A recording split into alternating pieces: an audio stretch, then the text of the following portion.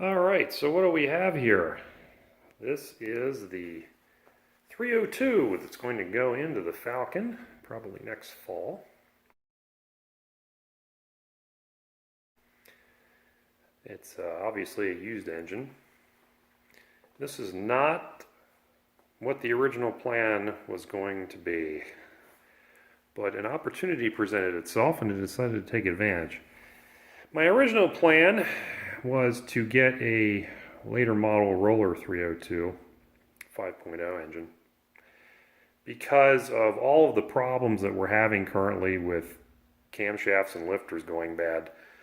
The aftermarket stuff is just terrible right now. So without wanting to risk ruining an engine with hydraulic lifters, I decided I was going to go roller cam instead. But this thing came up for sale. And this is a 1968-ish Ford Torino engine. It was originally in a Mustang, but that got pulled out for a fellow that's doing a coyote swap. More power to him, not my bag.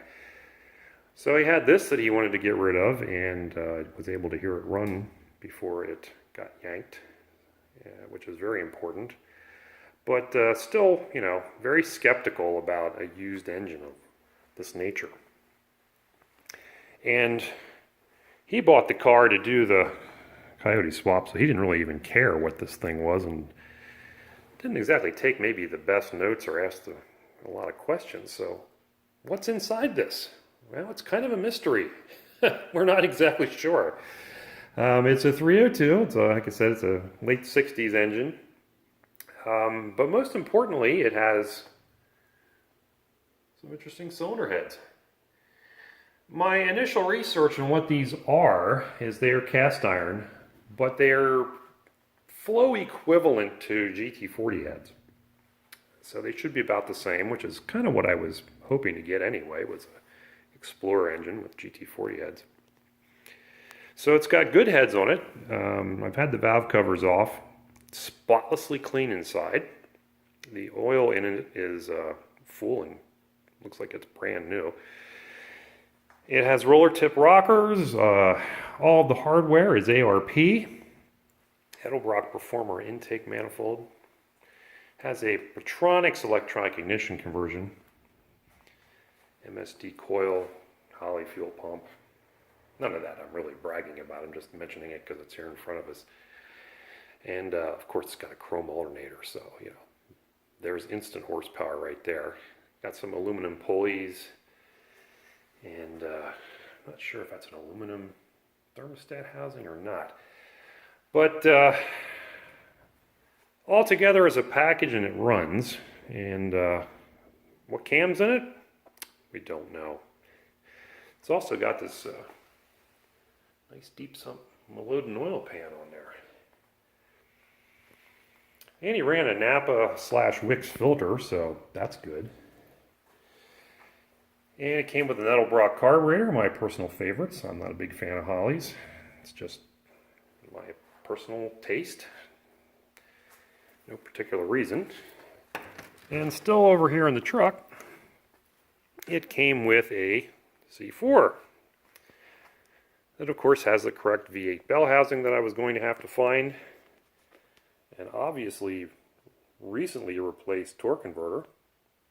So I'm thinking that the transmission is probably new-ish anyway. It still does manage to have some amount of dirt on it. This engine was curiously dirty. It had like a light amount of dirt and grease on it from like a misty oil residue. I don't know where it came from because I really couldn't find anything obvious on the engine that was leaking, but I'm going to take the pan off of that and see what the inside looks like, of course, before I put it in the car, but it's looking pretty good.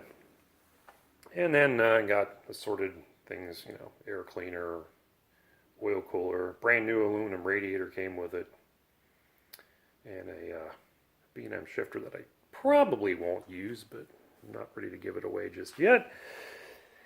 So that is A little ahead of schedule, but the price paid, and I won't talk about that number until it's in the car and running, and I'm sure it's going to work right. Because if it turns out to be a pooch, I'm not going to want to tell you what I paid. But I couldn't build this engine for what I paid, and it's probably about half the cost of a brand new blueprint crate engine. So that'll give you an idea where I am with it. I'm probably not going to take it apart at all, more than just valve covers and, you know, maybe the oil pan I'll take off, have a look inside the bottom and just check things out. But yeah, I'm pretty pleased with that. This is nice because it's a bolt-in. I have all the pulleys and all the brackets and everything. It did come with a power steering pump. I'm not going to obviously be needing that unless I change the steering to the power steering, which I really don't want to do. But that is going to be a kind of a slam dunk installation, I believe. We won't have to mess around with a bunch of building and tuning. And you know, I enjoy building engines, but this was just too easy to pass up. And it'll get us to our goal a little bit quicker with phase 2, as I'm calling it. And then the engine stand, believe it or not, was an incredible deal. I was trying to find a used one because I figure I'm not really probably ever going to use it again. I might, but I thought, you know, 110, 120 bucks for a brand new one that I may only use once. Is it really worth it? Well, I was trying to find a used one, and everybody wants $75, $80, $90 for their used ones that look like crap. And I thought, well, I'll just go get a new one. And the day I was going to go get a new one, I took a last stab at Marketplace and Craigslist and found this one on Craigslist. 50 bucks. Never been used. It wasn't in the box anymore, but it had been put together but never used. So that worked out great. So anyway, that is the engine and transmission for our lowly Falcon. The little 200s days are numbered, but we're going to run it for the summer. And then do this next fall and winter. And it shouldn't take long to do, get this installed. But, you know, there's all the other things that have to go along with that. The rear axle's got to be replaced and make sure the drive shaft is correct and so on and so on. So, but that is the secret of what was behind the door that I alluded to in a previous video. And I'm going to change a couple things. I'm probably going to change the valve covers. They're not really to my taste. And not quite sure what we're doing for, you know, air cleaner and all that gingerbread stuff, but probably get new motor mounts for it. I don't know how old those are, but yeah, quite a nice find. I had to drive about an hour and a half to get it. Not too terrible. And of course, we're going to get all new hoses and plug wires and all that kind of stuff. So we'll cover that when the time comes. Meanwhile, other work is proceeding, and one of the things I did when I was putting the trunk back together was I thought this license plate light worked, but it didn't, and turns out it was unplugged. I didn't do that. This lead was actually hanging underneath the car, and of course it has silver paint all over it because previous owner, the dreaded previous owner, spray painted that bumper silver and had this entirely coated with paint. So obviously that wasn't going to conduct any electricity. So I cleaned that and thought that was it. No bueno. So then I took the light out. And of course these mounting screws were seized. It's first bolts, I think, other than the exhaust manifold studs that were seized on this car. But I think its light and bumper are from a different car, because there's a story behind the original bumper on that, but we won't get into that right now. At any rate, these are only 22 bucks to buy new, 25, something like that. So I you know, would you really spend time on this? But I like to try to see if I can fix things. So this just has a single screw with a clip that goes down into the housing.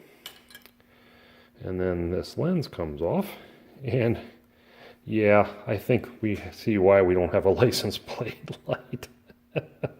I don't know what's going on with that bulb, but it's wasted. So I'm going to pop this out and see if I can get this thing to illuminate.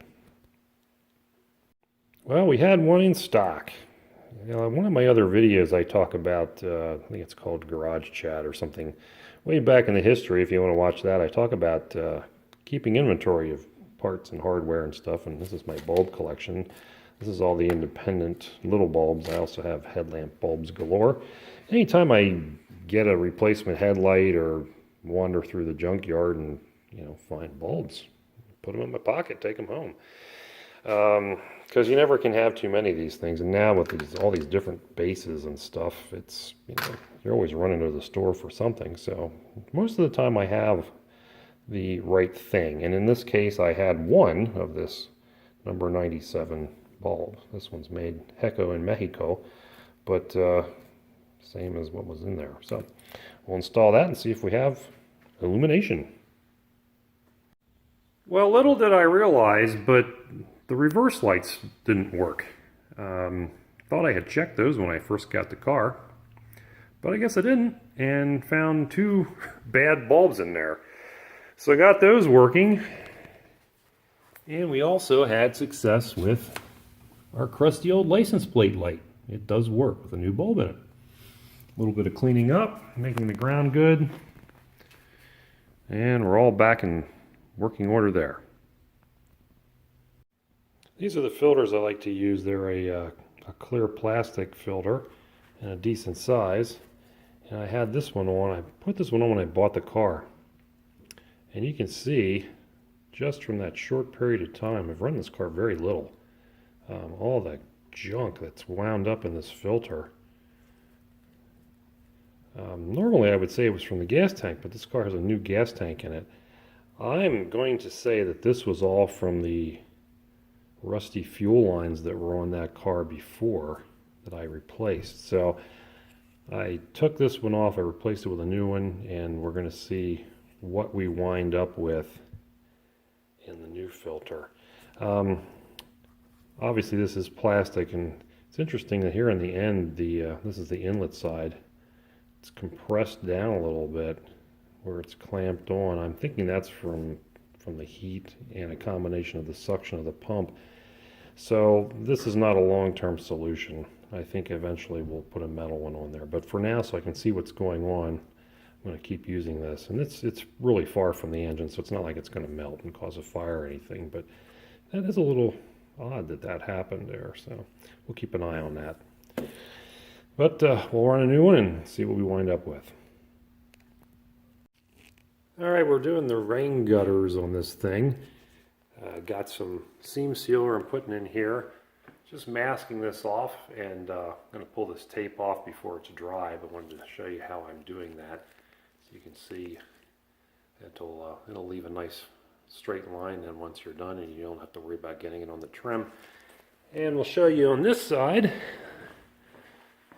what it looks like.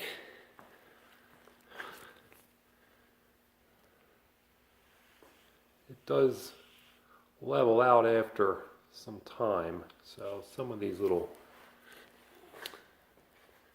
ridges and so forth that you see in there will disappear, but you can see how it leaves a nice sharp edge there. And then yeah, I'm not wild about this up here, but we'll worry about that a little bit later. Still have to deal with taking this trim off, and I'm sure there'll be more to do there, so I'm not too worried about that at this point, but you can see the rest of it looks pretty good.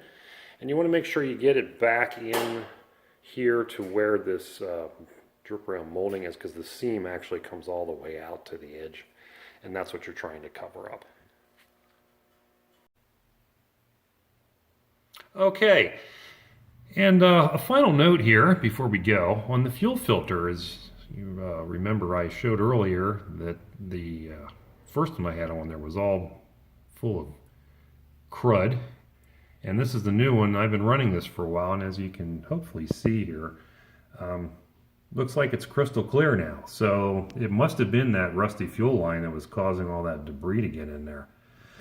But that's a relief, and I'll tell you, the car runs so much better now with that fuel filter replacement. That thing must have been halfway clogged because it's almost spunky now, which I was not expecting at all. So we got that taken care of and fixed the problem we weren't even sure we had. Cold starts are a little weird with this car.